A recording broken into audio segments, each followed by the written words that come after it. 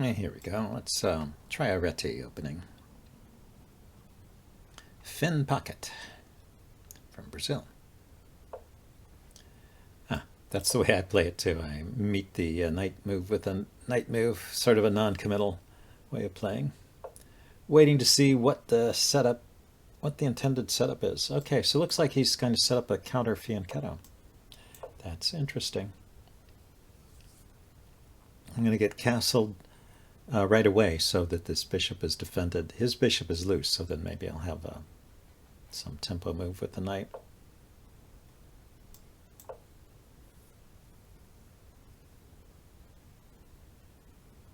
He was relying on the pin. When he pushed that e-pawn forward, he was relying on this pin. So yeah, he went with d5. That's certainly a way you can play it.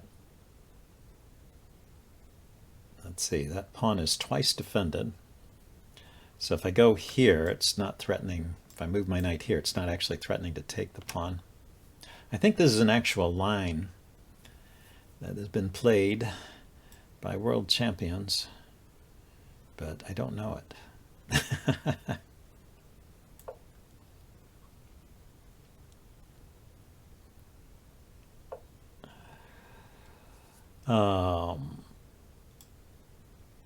So I'll drop back here with the knight.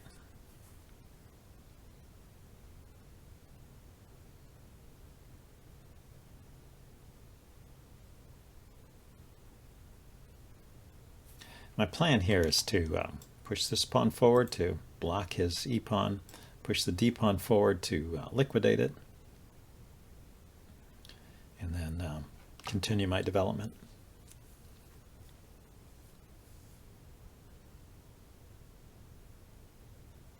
If he pushes the pawn forward now, I can actually just take his bishop. So he might want to do something about that. If I push this pawn forward first, though, let's see, he takes attack here or here. I take, he takes my knight, I take back. Maybe playable.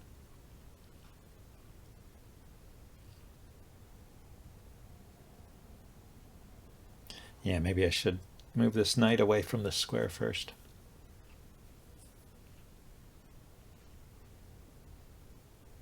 Okay, so he moved a knight here. Yeah, like I said, I was going to push this pawn forward. I think doing this kind of stuff is useful too. Maybe bring my knight out here. Get more pressure on this pawn. He did block the diagonal, so no more tricks with this pawn. I'll just take back when I play here and he takes, I'll just take back. So yeah, let's first oh, he even defended the bishop, so okay, let's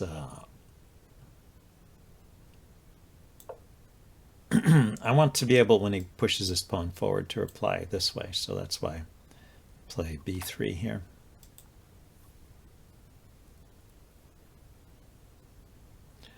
Now I will go knight c3 next. Well, I am happy that my opponent is thinking about the opening. I had a bunch of games where I lost and my opponent didn't use any time off the clock. I may lose this one too. This is a good move.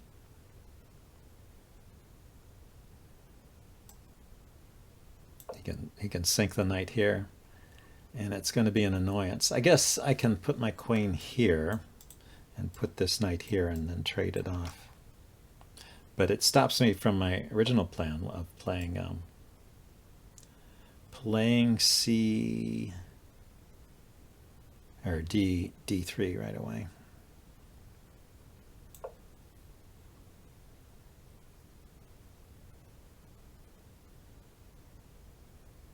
He can take the bishop. I can't really stop that. It's not the end of the world. This bishop is not doing anything at the moment, and I don't know what its long-term prospects are. Okay, we will force the issue. Except Should I play?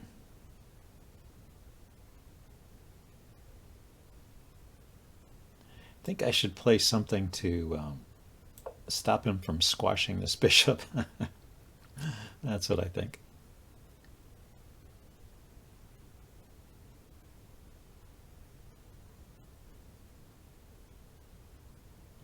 So black is avoiding castling.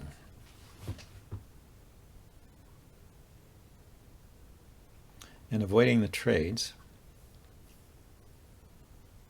Let's see, we did get one trade in, right? Because there's only 3 pieces. I'm just wondering which trade was it?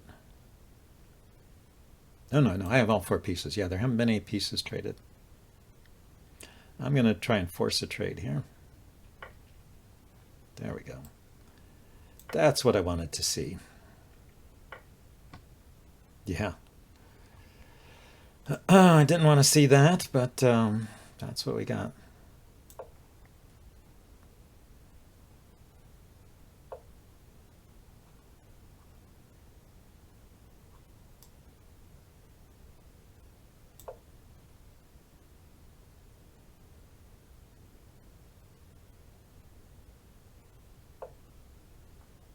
Okay, finally I get d3 in.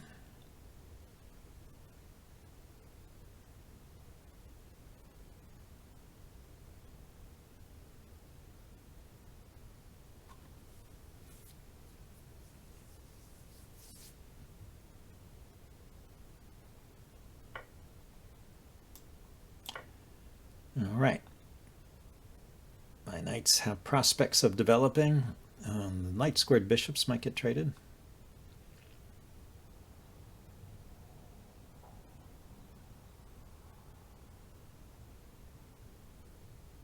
And he did grab a rook pawn.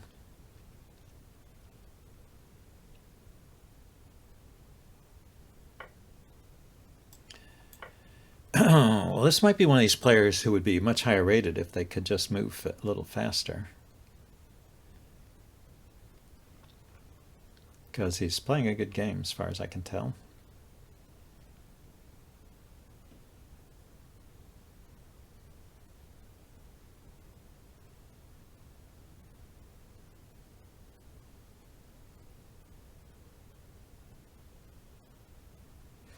So I'm thinking knight here to here would be good. Look at this pawn. It's weird that he didn't castle. He can put his queen here. Check my king. Probably step aside. Oh, there he goes. He castles finally. Yeah, let's get this knight back in the game. It also controls those squares. Not controls, but keeps his queen out of those squares. Yeah, he likes to poke at things. Anyway, I like to poke at things too. It's a good strategy. Could have traded. But I had in mind this poke at that. And then I can bring the knight over here.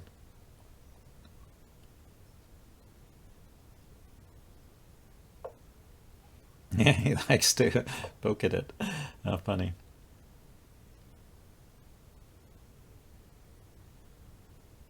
So he did weaken his king a bit with this knight or pawn move.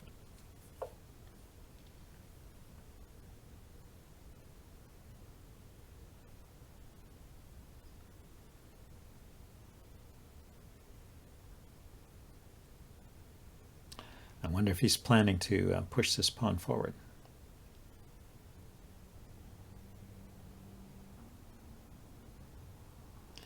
Okay, let's put a rook here opposite the bishop.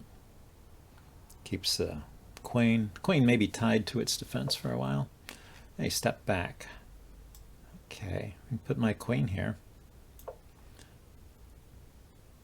Threaten to get some pressure on this pawn, the knight. I can't play the knight there. He can play his knight there, that's true.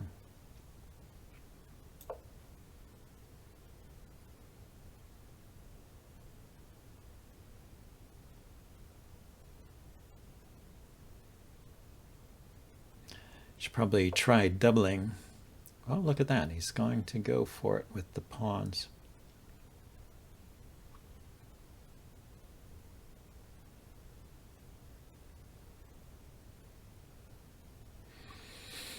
Okay, so I've put a knight here, and he takes. I can take his knight.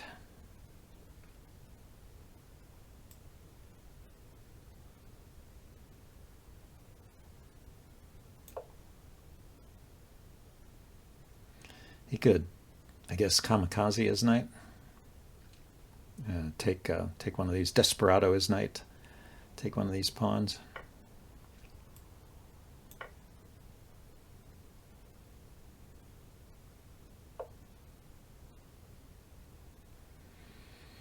Yeah. So this is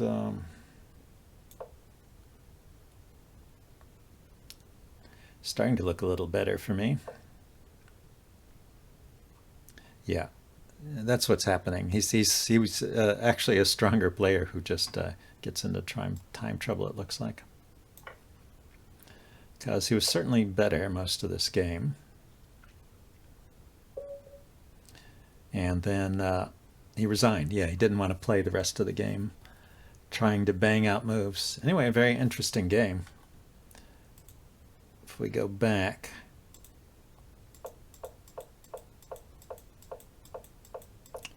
yeah. What am I supposed to do here? What's the best reply? Oh, knight there. What did I play? I went there.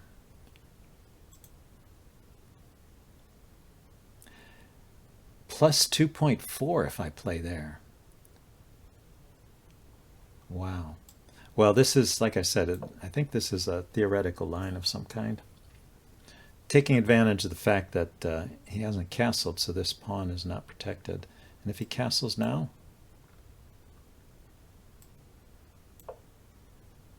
he can't take en passant because this is still undefended.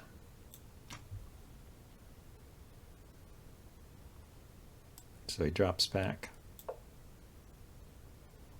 And I bring my bishop out. Yeah, I'm just doing very well here. I'm getting lots of good development. Interesting. So even after knight c2, I'm still better. Where did it? Okay, so it did not like that. It did not like my e3, d4 idea. So it wants me to play d4 right away or knight here. Okay, so I went wrong in the opening there. And then I had a very tough game. And at this point, yeah, by the time he got his knight in there, well, okay, so he did not have a win yet. Was he winning when I took here? Okay, yeah, he is winning here. So I can't be so direct and try to get rid of this. I have to be a little more indirect, try to undermine it with a pawn move. And he is slightly better here. So I have to live with this for a while. That's annoying. But when I tried to get rid of it directly, he gets the bishop and then he gets a pawn. And yeah, poking at me with the bishop. Yeah, he was just better through here. And then towards the end, let's go all the way to the end. Plus 11. Why is this good for me? Oh, I didn't see this. Okay, just +1 for me here. And he went here. Okay, so he didn't resign because he was low on time. He resigned because I could take his queen because of the pin. I didn't see that. Okay, that's good. Let's see if we can get a rapid game here.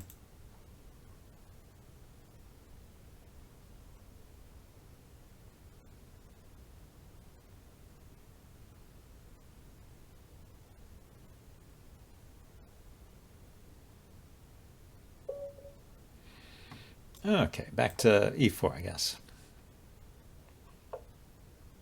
Oh, Scandinavian.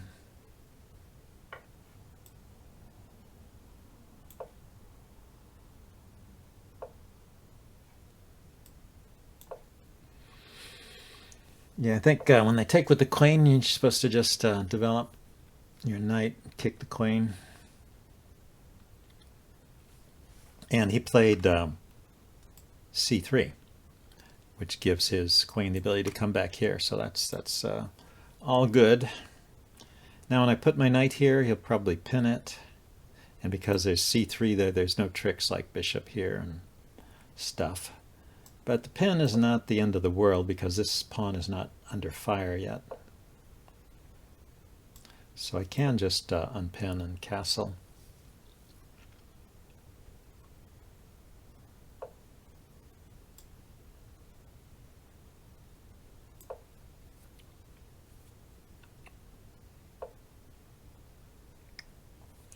Yeah, and then he's got this, that's what happens with this line in the Scandinavian. You get this kind of,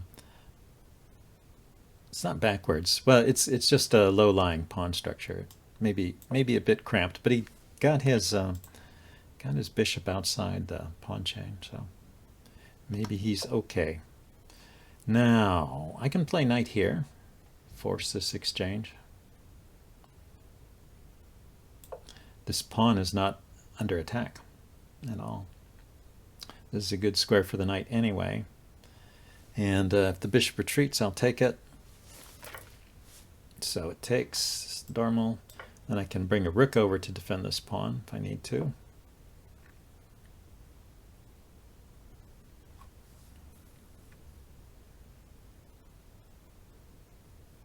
Yeah, another interesting thing I could do here is play f4.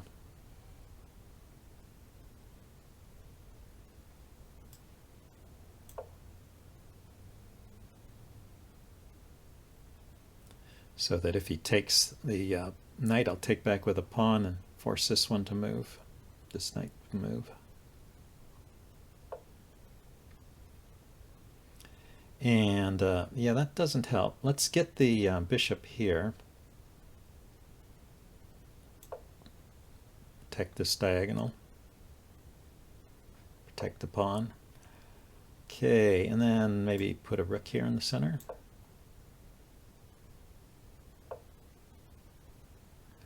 So that's his idea. Interesting, but it left this hanging.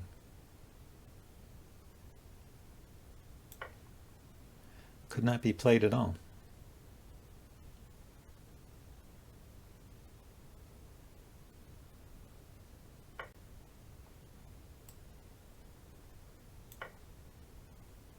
Because the knight can come back here.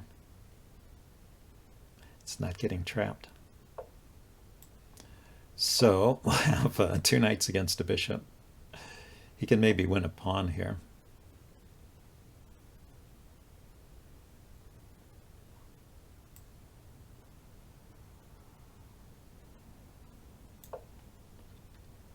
Bring the other knight in. Anyway, I think this kind of formation is interesting with the knight here. If your opponent is inclined to chase the knight away, you can do it with f3, or sometimes with d3, d6, f6 or d6. But then it weakens the e-pawn. So now what? I could actually, I think I should push c5, c4, and d5.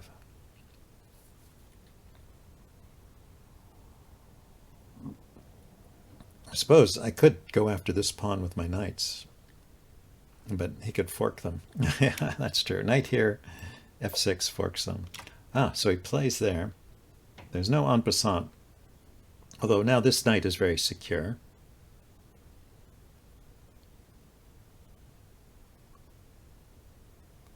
So where, I know, I'll come back around this way. Can go to f3, and then from there to here if I want to. I mean, I could have gone there directly, although at the moment he would just trade it off, I guess. But having a knight on f3 supporting this knight should be good. I'll go back to my plan of pushing the d pawn forward here, weakening this diagonal towards his king. Yeah, so he's going to try and push forward here, it looks like.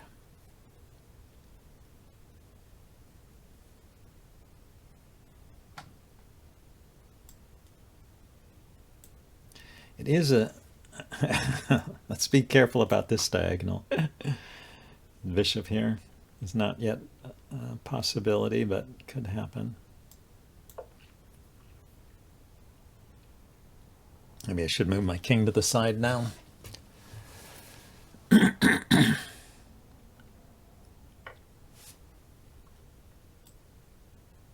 Yeah, I should have.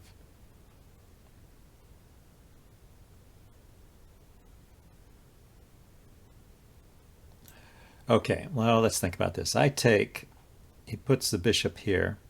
I could actually put the knight here.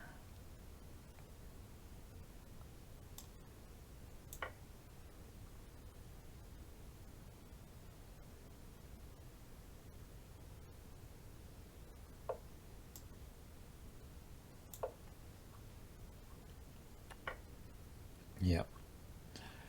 Now let's step aside with the king.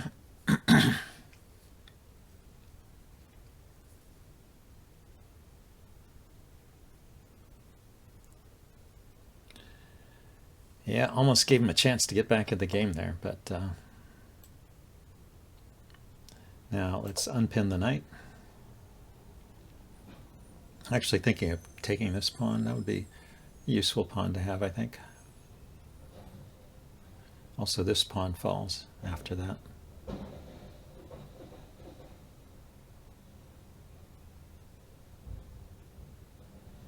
Yeah, these entrenched, this one in particular, an entrenched knight can be a real menace. Dominating the squares, preventing him from placing pieces here and there. Making it difficult for him to organize his forces. So yeah, he decided to sacrifice. Not a bad choice. So I can move my knight. If I take here, he will take back, so knight takes, rook takes, queen takes, queen takes. Actually, I can take here. I take it back.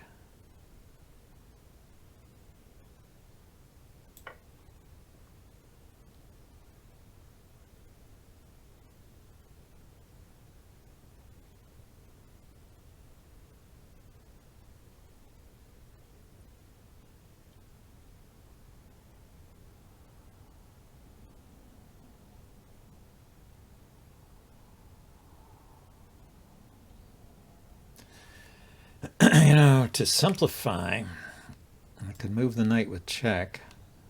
He takes and then take his rook. He takes and it's rook and queen against rook and queen.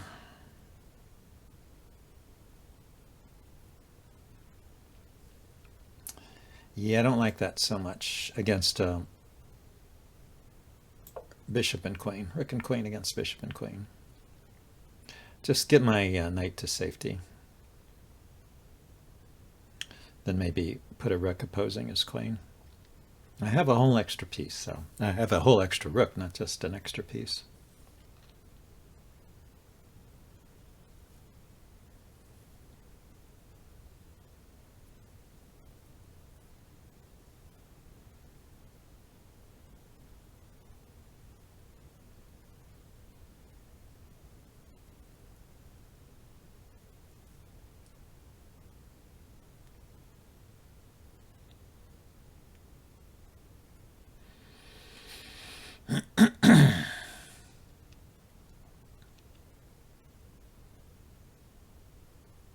He can trade rooks.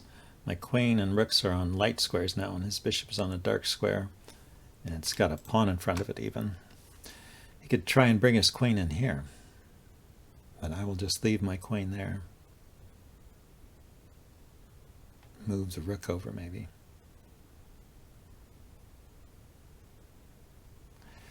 If he does bring his queen in here, there is a threat to take with check. I take back, and then he takes the queen. Oh no, but I could take with the queen. So even that's not a bad threat.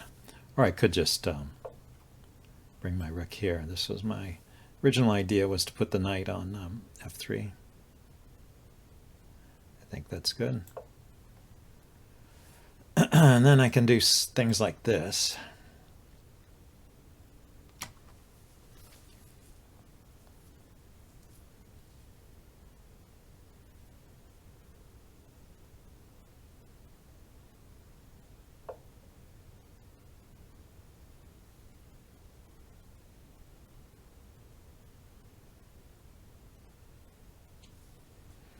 I'm not sure what he's doing.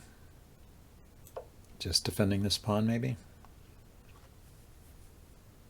I was thinking he was going to double up like this, but I realized my knight can just take that, so.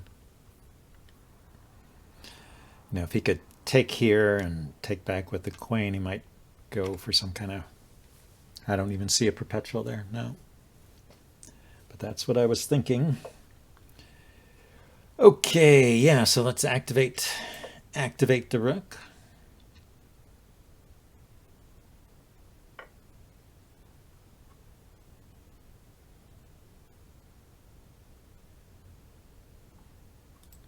I take the queen. Takes the queen. I've got two rooks against a bishop.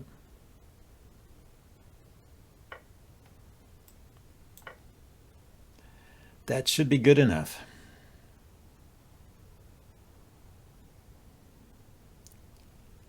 Let's see, if I just take his bishop, in fact, it'll be a rook against two pawns. But let's activate my king a bit first.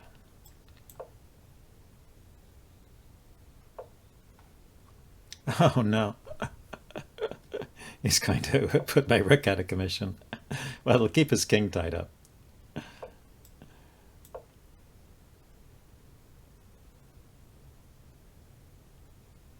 It was very clever. I should have moved my rook here while I had the chance.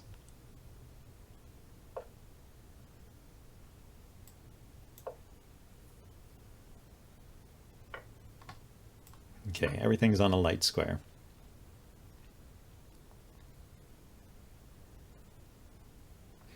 So I'm going to walk my king here, take this pawn, he takes, I'll take back. Then my king will come over here and take this pawn, and then I will queen this one. And if his king ever steps away, then it lets my rook out, and I can mate him with the rook and king. So there's just no way for me to lose this game, I don't think. On the other hand, I have lost quite a few games recently, so maybe I will find a way to lose it.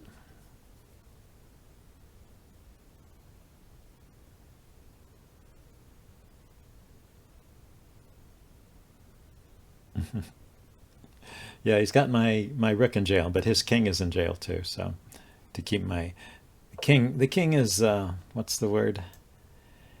The king is a prison guard. It's guarding the prisoner.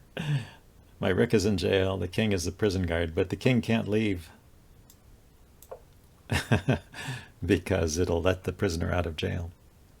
So effectively, I have an extra piece here in my king, which is very powerful in the end game.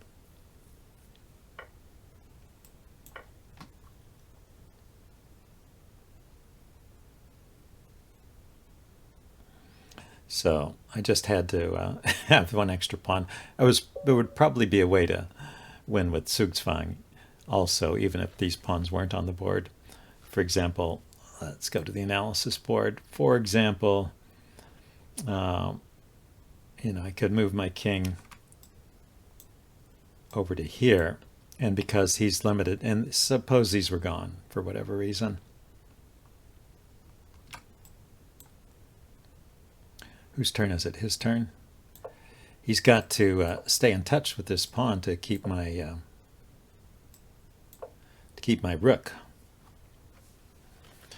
from escaping. And then so in a position like this, he has to step back, and then I can step here, and then he has to step here, and I can step here, and then finally he has to step away, and I can take the pawn. So you can use Zugzwang to get your rook out of trouble in a situation like this after you've cleaned up the rest of the board. So, but it was really a very clever play from my opponent here, even if it didn't work. Yeah, so here, when I move my king, I should just escape with the rook first. Yeah, maybe I just take here. It's, yeah. At this point, it's just an extra rook. So that would be fine too. Anyway, fun game. So I hope you guys enjoyed that. I'll see you soon. Bye.